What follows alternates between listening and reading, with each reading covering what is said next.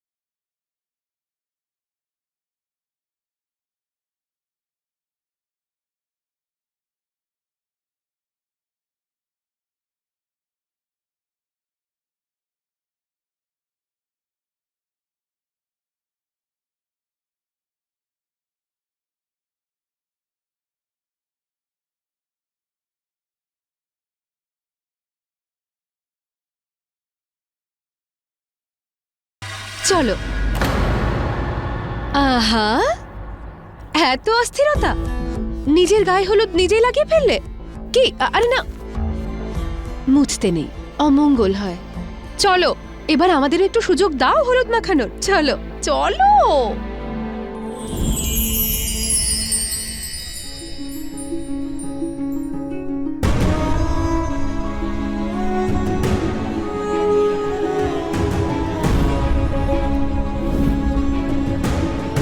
যা হয় ভালোর জন্যই হয়। ভালো হয়েছে যে তোমার মা অনেক আগেই মারা গেছে, না হলে যদি আজ উনি বেঁচে থাকতেন না, তাহলে তোমার এই অভদ্র ব্যবহার দেখে বেঁচে থাকতে উনি মারা যেতেন। Shut up!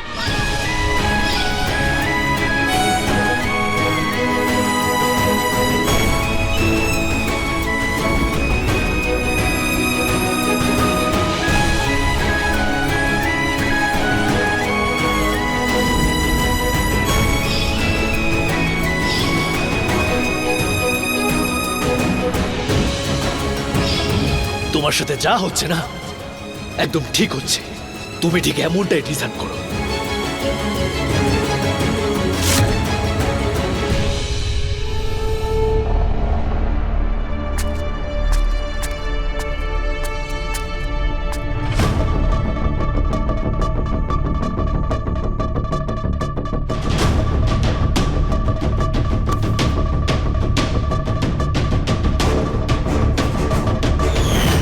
এই সব কিছু ঈশার জন্য হয়েছে। এই সব কিছু ঈশা জেনে বুঝে প্রতিশোধ নিয়েছে।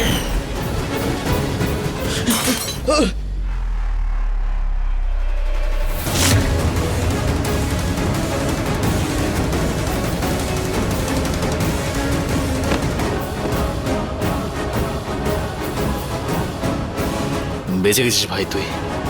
অ্যাকচুয়ালি ওই মেয়েটা না তোর টাইপের একদম নয়। ওই ওই মেয়েটা কারোর মতনই হতে পারবে না। আমার মনে হয় যে ওর মনের জায়গায় না মনটা নেই, বরং পাথর রয়েছে। ওর না কিছু হবেই না, একদম একদম ফাঁকা। তাই তো সেই জন্যই ও আমার জেঠিমার সাথে এমন ব্যবহারটা করলো।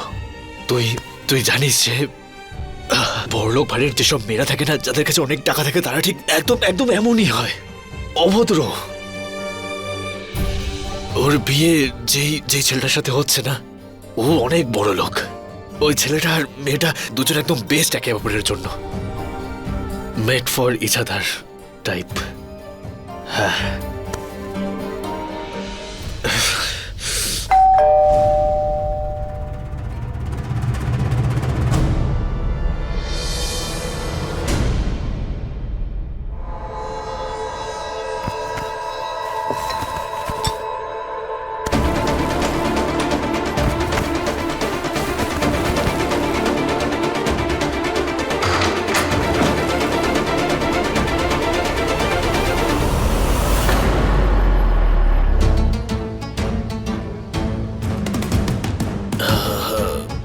আঙ্কেল, আমি জানি যে আমি ভালো ছেলে নই, কিন্তু আপনি একবার নিজেই ভাবুন না, ওই মেয়েটা আমার থেকেও বেশি খারাপ। আর বিশ্বাস করুন, ওই মেয়েটা আপনার বাড়ির বউ হওয়ার কোনো যোগ্যই নয়। আমার জেঠিমা দিব্যি করে বলছি।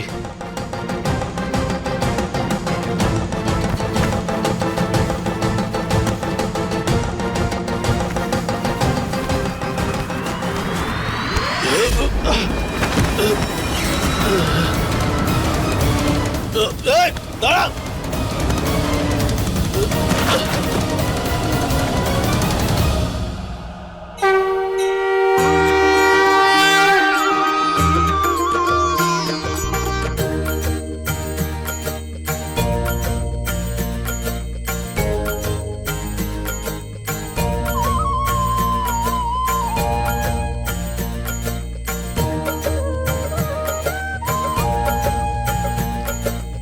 হে মাধব, আমাকে আশীর্বাদ করো, এই বিয়েতে যেন কোনো বাধা না আসে।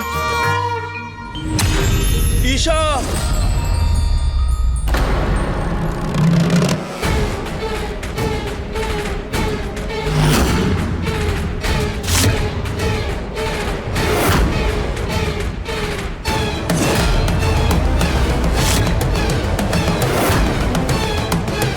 রোহন, তুমি তুমি এখানে কি করছো?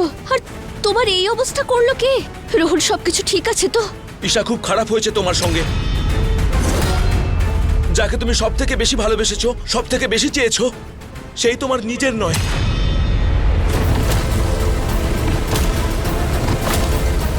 তোমার সাথে বড় বিশ্বাসঘাতকতা হয়েছে। এসব কি বলছো তুমি রোহন? কে বিশ্বাসঘাতকতা করেছে আমার সঙ্গে? আমার কোন কাছের মানুষ এসব করছে? রোহন, সবকিছু খুলে বলো আমাকে।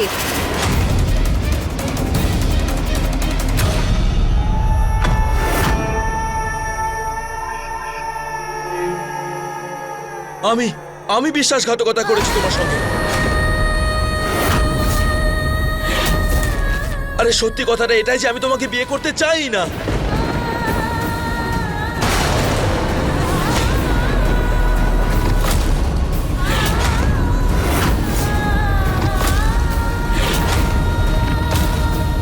হোয়াট? রোহন, এটা তুমি কি বলছো? রোহন, তুমি মিথ্যে বলছো তো? আমরা একে অপরকে ভালোবাসি। বলো না সবাইকে যে আমরা একে অপরকে ভালোবাসি।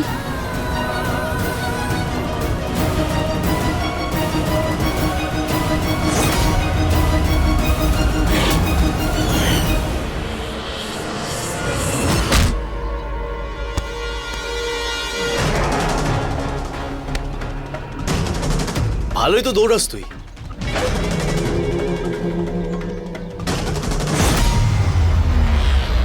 যদি বান্টি তোকে না আটকাতো, তাহলে হয়তো তুই অলিম্পিকের রেকর্ডই ভেঙে দিতিস। কিন্তু আফসোস, তুই ওখান থেকে পালিয়েছিলিস ও আমার ইচ্ছেতেই, আর এখানে ধরাও পড়েছিস আমার ইচ্ছেতেই। হ্যাঁ, এখন তুই যেখানে দাঁড়িয়ে আছিস সেখান থেকে মাত্র দুটো রাস্তা যায়। প্রথমটা বাবুর বাড়ির দিকে যায়, আর দ্বিতীয়টা তোর মৃত্যুর দিকে। আর এখন তোকে নিজে ডিসাইড করতে হবে যে তুই অ্যাকচুয়ালি যাবি কোথায়, বাবুর বাড়ির দিকে নাকি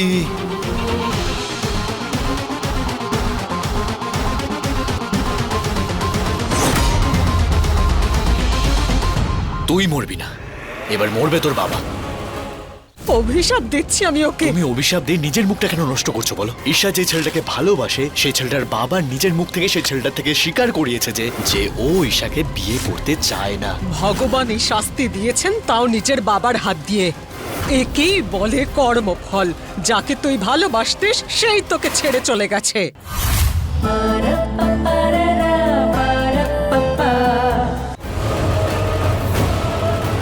আমাকে কি করতে হবে? ভালো লাগে আমার সেসব ছেলেদের যারা বাবাদের জন্য সবকিছু করতে পারে। হ্যাঁ, এবার শোন, তুই এখান থেকে ডাইরেক্ট বাবুর বাড়িতে যাবি আর সবার সামনে গিয়ে ঈশাকে বলবি আমি এই বিয়ের জন্য তৈরি নই।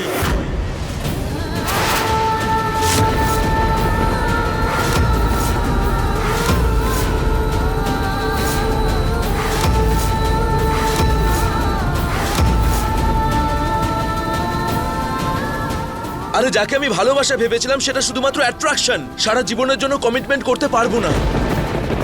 আরে তোমাকে প্রপোজ করেছিলাম, কিন্তু এই বিয়ে, এই সমস্ত কিছু, আই এম রিয়েলি সরি। তুমি একজন ভালো মেয়ে, সেই জন্য ফোন টোন করিনি, সরাসরি চলে এলাম এটা বলতে যে মিথ্যে মিথ্যে মিথ্যে। তোমার চোখে পরিষ্কার দেখা যাচ্ছে তুমি একটু না, খুব ভালোবাসো আমাকে। রোহন, বলো না সত্যিটা, বলো আমরা একে অপরকে ভালোবাসি। আরে বললাম তো ভালোবাসি না তোমাকে। আরে কোথায় তুমি আর আমি? তুমি অনেক বড় বাড়িতে মানুষ হয়েছো, আমি একটা সিম্পল ফ্যামিলির ছেলে। ভালোবাসা কলেজের বাউন্ডারি ওয়ালস এর মধ্যে থেকে করতে হয়, আর বিয়ে বাড়ির 4 দেওয়ালের মাঝখানে দাঁড়িয়েই পালন করতে হয়। কে রোজ রোজ তোমার নাটক সহ্য করবে? আর এমনি তো আমি যদি এখন বিয়ে করে ফেলি তাহলে আমার কেরিয়ারে কি হবে? রোহন, আমি কখন আটকালাম তোমাকে আইএস হওয়া থেকে? এই সিদ্ধান্তটা তো আমরা একসঙ্গে নিয়েছিলাম যে আমরা একসঙ্গে আইএস হব, একসঙ্গে থাকবো। রোহন, আমি তোমাকে কখনো আটকাবো না, কখনো কোনো ডিমান্ড করবো না। এসব বলতে শুনতেই ভালো লাগে ঈশা, কিন্তু সত্যিটা এটাই যে বিয়ে ওখানেই টেকে যা সমতুল্য বাড়িতে হয়।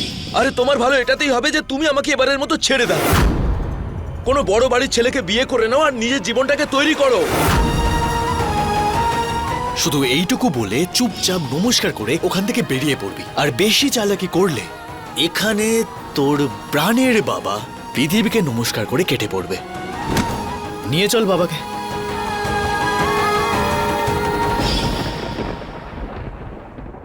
রোহন, তুমি এরকম করতে পারো না। মজা পেয়েছো আমার ভালোবাসাকে? রোহন, তুমি আমাকে মিথ্যে বলছো তাই তো? কিছু লুকাচ্ছ আমার থেকে, কারো চাপে পড়ে বলছো তো এসব? নিশ্চয়ই কেউ তোমায় ভয় দেখিয়েছে, নিশ্চয়ই এসব করতে তোমাকে কেউ বাধ্য করেছে। সত্যিটা বলো। আরে সত্যি কথা এটাই যে তোমার মা পালিয়েছিল,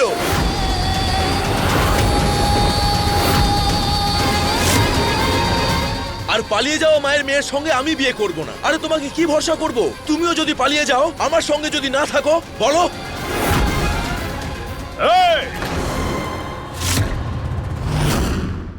অভিশাপ দিচ্ছি আমি ওকে। তুমি অভিশাপ দিয়ে নিজের মুখটা কেন নষ্ট করছো বলো? ঈশা যে ছেলেটাকে ভালোবাসে সেই ছেলেটার বাবা নিজের মুখ থেকে সেই ছেলেটার থেকে স্বীকার করিয়েছে যে ও ঈশাকে বিয়ে করতে চায় না। ভগবান এই শাস্তি দিয়েছেন তাও নিজের বাবার হাত দিয়ে। একেই বলে কর্মফল। যাকে তুই ভালোবাসতিস সেই তোকে ছেড়ে চলে গেছে।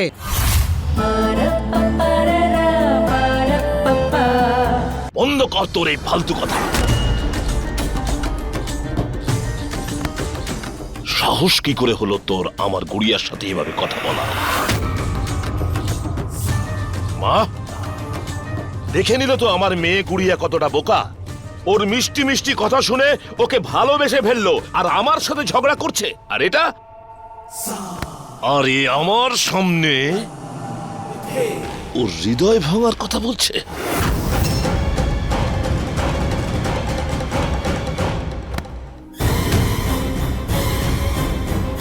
সময় থাকতে থাকতেই তোর আসল স্বরূপ ঈশা জেনে গেল। যা, বেরিয়ে যায় এখান থেকে। আরে তুই কি ছাড়বি আমার মেয়েকে? আমি গোলাপ সিং নিজে তোকে ওর জীবন থেকে বাইরে বার করছি। আর জীবনেও কোনোদিন যদি আমার মেয়ের আশেপাশে ঘুরতে দেখি তাহলে এই দুনিয়ায় তোকে আর রাখবো না, বুঝেছিস? Get out.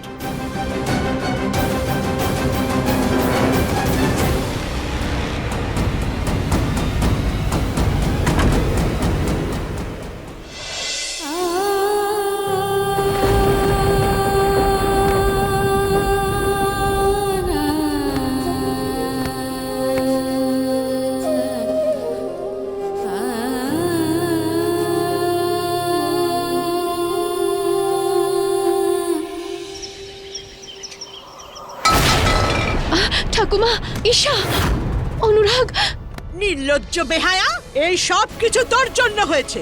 তোরই জন্য এই পরিবারের মান সম্মান ধুলোয় মিশিয়ে গেল।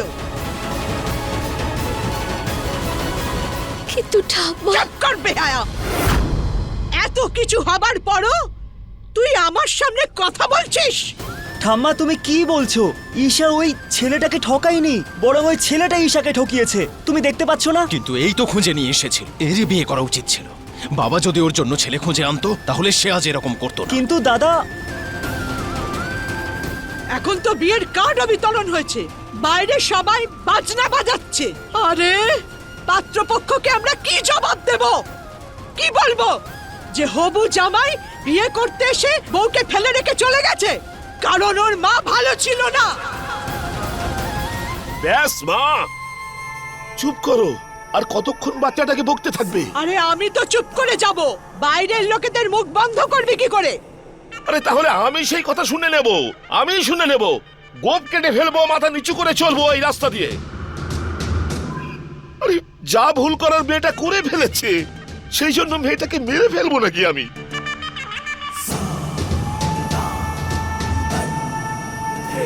বাবা, বাবা আমাকে ক্ষমা করো।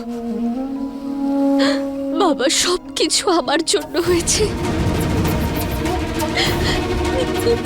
অনেক বড় ভুল করে ফেলেছি বাবা। বাবা, বাবা আমি কি করব? এমন কি করব যাতে তোমার সম্মান বাঁচে, তুমি যাতে ছোট না হও? বাবা, বাবা তুমি যা বলবে আমি তাই করব। তুমি যেটা বলবে আমি সেটা করব। বাবা প্লিজ।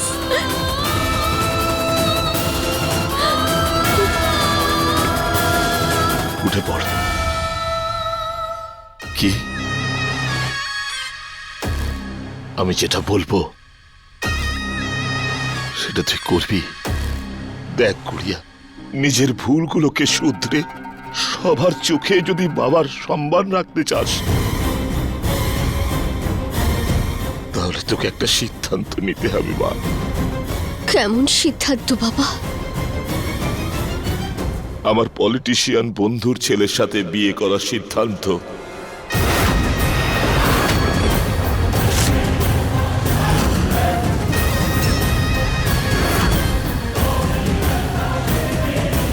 হ্যাঁ মা, দেখ ওরা তোকে সত্যি খুব পছন্দ করে। বাড়িতেও এসেছিল তোর সঙ্গে দেখা করতে। আর আমি বললে আবার ওরা সম্বন্ধ করতে মানা করবে না। কাল ওই লগ্নেই তোর আশীর্বাদ হবে, আর ওই লগ্নেই তোর বিয়ে। গুড়িয়া, আমাদের বংশের সম্মান যেটা যেটা নষ্ট হওয়ার মুখে, আবার সেটা উঠে দাঁড়াবে। হ্যাঁ মা, এই গুড়িয়া, তোর বাবার উপর ভরসা আছে তো? তোর জন্য আমার ছেলের আর আমার পরিবারের সম্মান নষ্ট হয়ে গেছে। আর পালিয়ে যাও মায়ের মেয়ের সঙ্গে আমি বিয়ে করব না। আরে তোমাকে কি ভরসা করব? তুমিও যদি পালিয়ে যাও? আরে তাহলে আমি সেই কথা শুনে নেব, গোপ কেটে ফেলবো, মাথা নিচু করে চলবো এই রাস্তা দিয়ে। বল গুড়িয়া, নিজের বাবার উপর ভরসা আছে তো?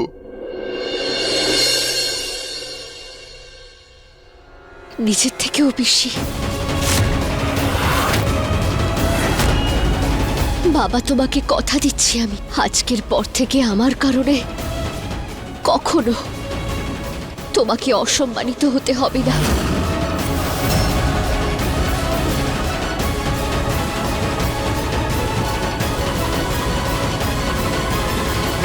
আমার গুড়িয়া,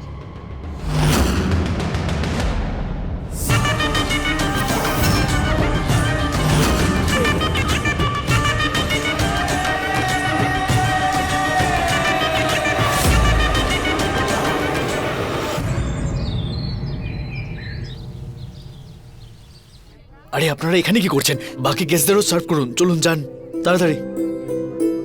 আরে নমস্কার আঙ্কেল। নমস্কার বাবু। নমস্কার আন্টি। গুলাব সিং জি কোথায়? ওনাকে ডাকো। বাবা ওই আসবে এখন। নমস্কার খুশবু? আন্টি। আচ্ছা হ্যাঁ বলো। বাবাকে বলো গেস্ট এসেছেন। আচ্ছা আরে ব্যাস ব্যাস ব্যাস, আমার ছেলের আনন্দের ওপর কারুর যেন নজর না লাগে। এইসব তোমার আশীর্বাদের ফল, মা। বেঁচে থাক বাবা।